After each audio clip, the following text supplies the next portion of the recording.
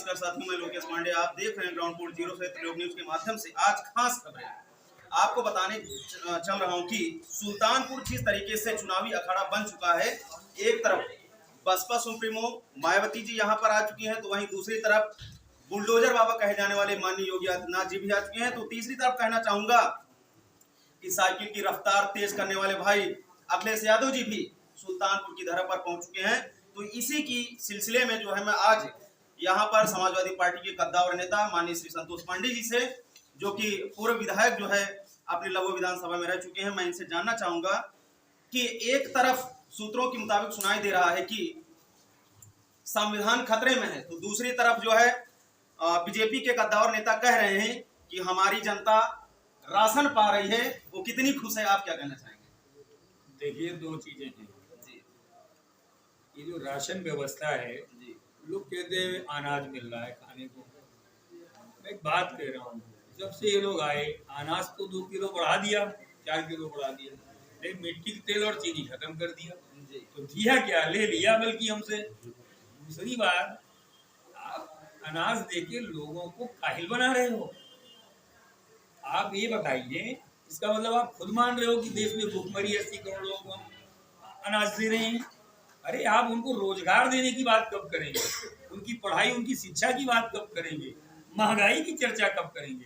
Paper leak पे debate कब करेंगे? अरे ये बताइए, अग्निवीर पे चर्चा कब करेंगे? इन विषयों पे आप नहीं आते हो, आप बात करते हो गुमराह करने की। मेरा ये मानना है कि इस बार उत्तर प्रदेश की जनता, सुल्तानपुर की महान जनता और पूरे देश की जनता इनके जो कारनामे हैं उसको देखते हुए वोट करेगी। और मेरा मानना है, चाहे नौजवान हो, किसान हो, समाज के किसी भी जाति धर्म के लोग हों, उनकी पहली प्रियरिटी है कि हमारे बच्चों को रोजगार मिले। उनकी पहली प्रियरिटी है कि महंगाई कम हो। उनकी पहली प्रियरिटी है कि हमारे बच्चे खुशहाल हों, हमारे आने वाली पीढ़ियां खुशहाल हों।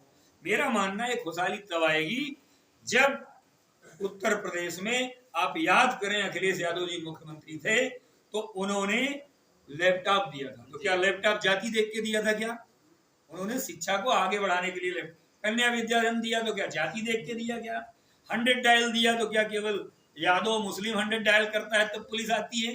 या 108 एम्बुलेंस दिया कि उसमें जाति वाला कर दिया था? इसलिए मैं आपसे पूछना चाहता हूँ, इन्होंने किया अगर तो केवल नाम चेंज किया। इसलिए मैं आपसे कहना चाहता हूँ, जिन लोगों ने केवल गुमराह किया लोगों को, उनसे जवाब लेने का समय आ गया है। जनता जवाब ले रही है और ये इस पे जवाब कब देंगे? जो गांव गांव साड़ देखने को मिल रहा है, खेती चौपट हो जा रही है, एक्सीडेंट हो जा रहा है, लोगों की जान चली जा रही है, उस पर तो आप चर्चा नहीं करते हो। ऐसा किसान अपना घर की रखवाली करे रात में कि जो है खेतों की रखवाली करे? पूछो, आप गांव में चले जाओ, देख लो क्या हालत है किसानों की।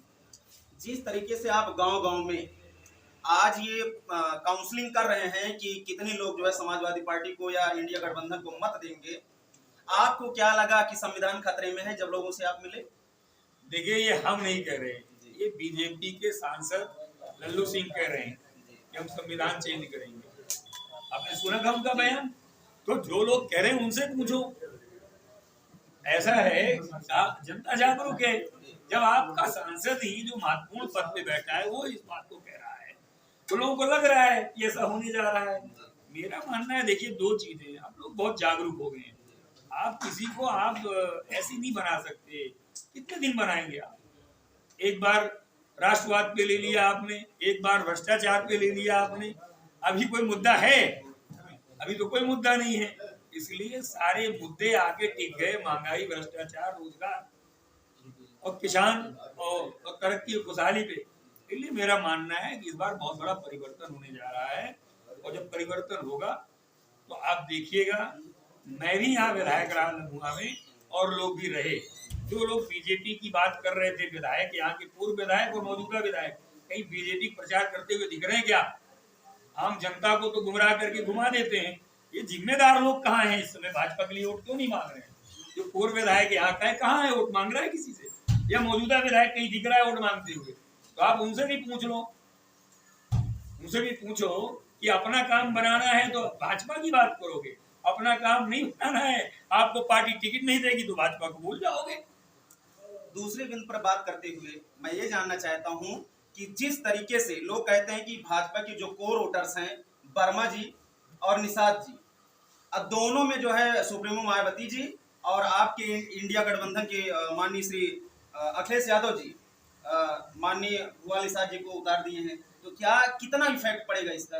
देखिए, अब जातियों का तो रोल होता है राजनीति में, और मेरा ये मानना है, देखिए बहुत जागरूक हैं लोग, तो अब बताना नहीं पड़ रहा है।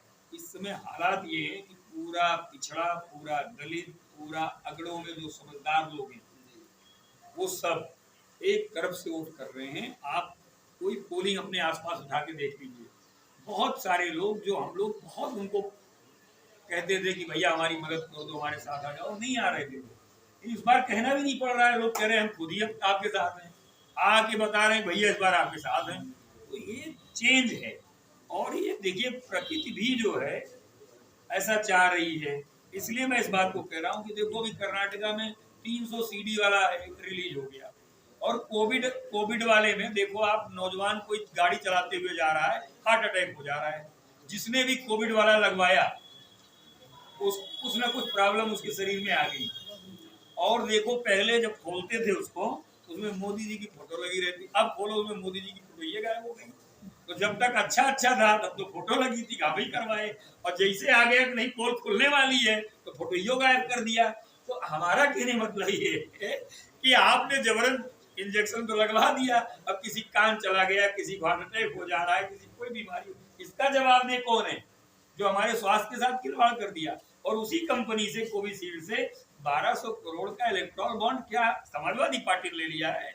लिया तो बीजेपी ने ही। दुनिया इतना आगे है, वैज्ञानिक युग है, दुनिया में इतने सबसे तेज जो है बता दिया कि नहीं कोविशील्ड इंडिया में बन गई। तो उसके पीछे क्यों बन गई? 1200 करोड़ का नंबर 1 का चंदा भारतीय जनता पार्टी ने लिया है। एक तरफ दो, एक तरफ लो, ये नारा करके, और 140 करोड़ जनता को बीमार बना दिया। तो वो जनता हिसाब मांगने जा रही है। जिस तरीके से भाजपा कहते थे कि देश को भ्रष्टाचार मुक्त करेंगे, किंतु इसी समय में पत्रकारों के साथ बेरहम कार्य किया जा रहा है।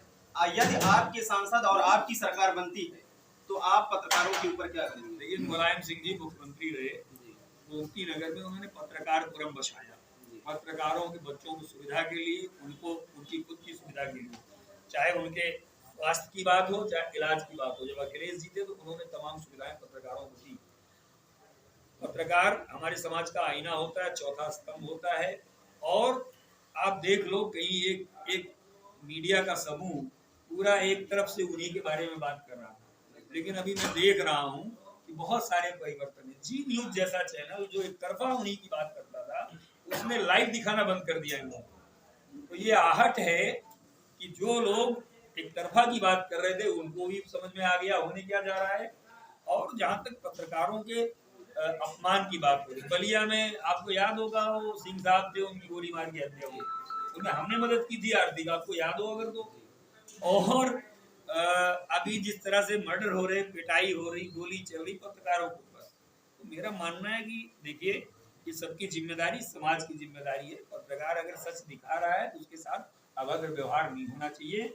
और हम लोग सरकार में आएंगे तो पत्रकारों का और भी सम्मान बढ़ाने का काम करेंगे। इस तरीके से आपने समाजवादी पार्टी के कद्दावर नेता माननीय श्री संतोष पांडे जी के द्वारा सुना कि पत्रकारों तथा जनता के बीच किस तरीके से जागरूकता जो है फैल चुकी है। इस तरीके से अपनी वाणी को विराम देते हुए जय हिंद नमस्कार साथियों, आप देख रहे थे ग्राउंड रिपोर्ट 0 से त्रिलोक न्यूज को। जय हिंद नमस्कार, धन्यवाद, सत श्री अकाल।